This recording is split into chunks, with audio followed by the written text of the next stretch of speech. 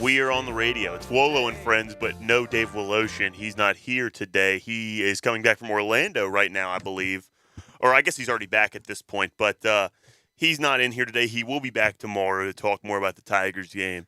We're late getting on. Brian didn't even have his headset on. How unprofessional is that? I mean, I'm good trying gracious. to plug it up over here. It's all messed up, tangled up. You know how the cords get. Very unprofessional, Brian. That's right.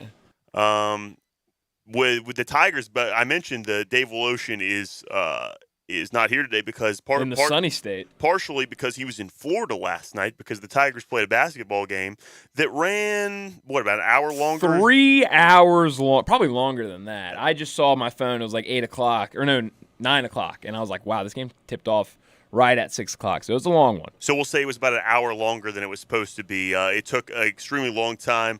Full transparency, Bryant, did not watch the game, but I know you did because you write for Our Team Memphis. That's right. What's the website if I wanted to go to that website? You nailed it. ourteam.com/Memphis. So if you can just type in ourteam.com and there will be a little tab that you can click and it has all the teams and you click Memphis. But it's not like ourteammemphis.com. It's ourteam.com/Memphis. Ourteam.com/Memphis. Yes, Our Team's the site. Memphis is the page. Excellent. So if I was to go there, I could read your recap of the game, correct? You could read my recap. I'd tell you everything you need to know about that game last night. All right. Well, start with me. So the Tigers lose 107 to 104. It went to overtime. At one point in the second half, It went to two overtimes. It went to two overtimes. At one point in the second half, Tigers were up 10. Start with the first half for me. Kind of break down how that game went if somebody missed it. Yeah. So I mean, just kind of like how it's been in really, especially over the weekend against East Carolina and even a couple of the Tulane for sure. I mean, they start the game, they get down early. I think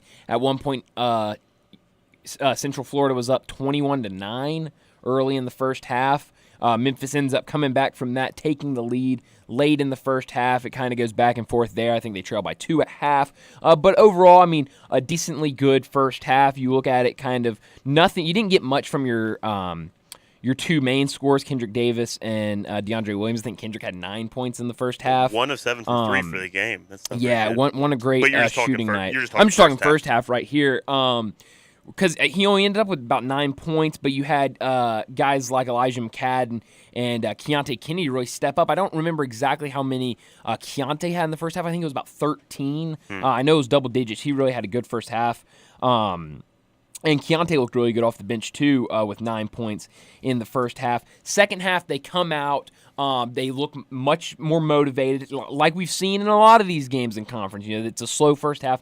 They come out very motivated in the second half. They go on a 16-0 run. Jay, if you remember, against East Carolina, they went on a 22-0 run. So kind of a similar run by the Tigers. Lockdown defense. UCF really can't get anything going, and the Tigers are just kind of making them pay on the other end.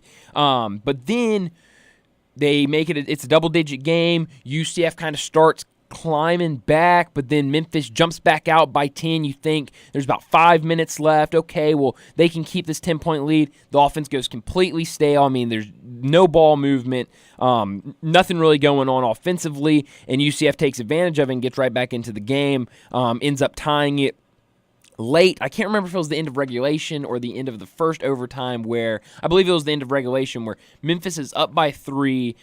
Kendrick brings it down, gets trapped kind of close to midcourt, and it looked like UCF might have been going for a foul because we were about 20, 30 seconds left in the game, and Kendrick stepped out of bounds.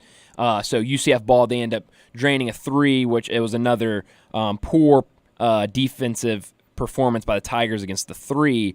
They tie it. We go to overtime. Overtime turns into 2 overtimes, and UCF walks away with it. But, I mean, all said and done, it wasn't a fantastic shooting night from Kendrick. Like you said, 1 for 7 from 3, but 42 points, made his money at the free throw line like he usually does, 21 for 23 from the charity stripe. So he really did a lot, especially in that second overtime.